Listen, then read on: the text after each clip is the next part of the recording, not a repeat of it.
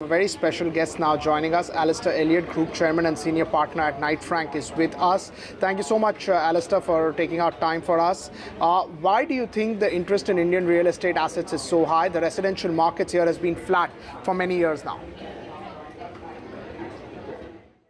We look at India as a vast country with huge potential, and we entered the Indian market back in 1995. Knowing that, like any real estate market, it was going to have its real estate cycles. And it is evident at the moment that the residential market in India is going through one of those cycles after many years of growth historically. We have every confidence that, combined with a developing economy, improving infrastructure and a gradually improving wealth, that the residential market will come back in due course. Do you envisage recent government initiatives can help unlock the latent demand in the residential real estate space? I'm not an expert on the detail of the residential market in India, but I understand the government has made certain commitments recently towards assisting the affordable sector, which is to be acclaimed, and I'm sure that that will be a helpful contribution to the residential market across India going forward.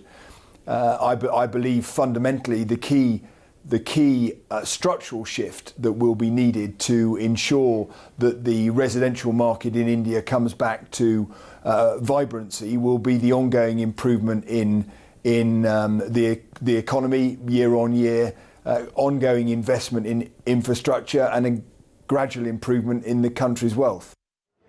And if we talk about commercial real estate, how do you compare Indian commercial realty versus global alternatives?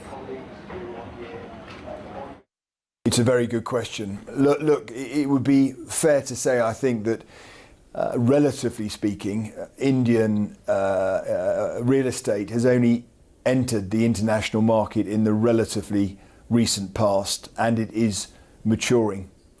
But I think you should have great confidence. There is a gathering momentum of interest across the globe from real estate investors. They're looking for new areas to invest in. They're looking for yield. They're looking for opportunities.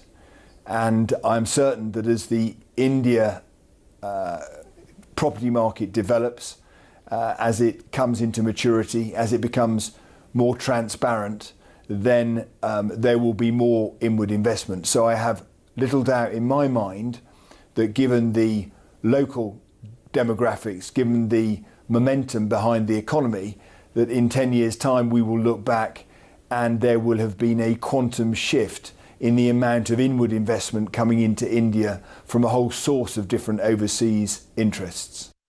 How much yields do investors typically target via investment in India versus other developed markets? It's impossible to generalise. I'm afraid, depending on the sector and the circumstances and the level of risk or not involved, the length of income, the security of that income. But it would be fair to say that I would suggest there is at least a gap of 200 basis points between like-for-like investments within the Indian real estate environment and the general trends that you might see overseas. But that's really only a guide. It very much depends on the sector, the length of income and the security of that income. What are the trends you think that will impact real estate market in India going ahead? I think that's going to be a very exciting list. Fundamentally, India, like many countries in the world, but particularly India, is going to see an ongoing urbanisation. That is going to put pressure on infrastructure. So first and foremost, we have to see an ongoing commitment towards improving the infrastructure, enabling the cities to grow and linking the key cities and allowing distribution to occur more freely. Point one. Point two is, I think we're going to see the ongoing growth of the office markets across all of the key cities. They've had a very vibrant 2 or 3 years. And the sentiment so far, as I can gather so far, particularly hearing today about the activity within Bangalore itself, I think there's going to be ongoing interest and activity within the office sector. Logistics, I would suggest, is going to be a market to watch.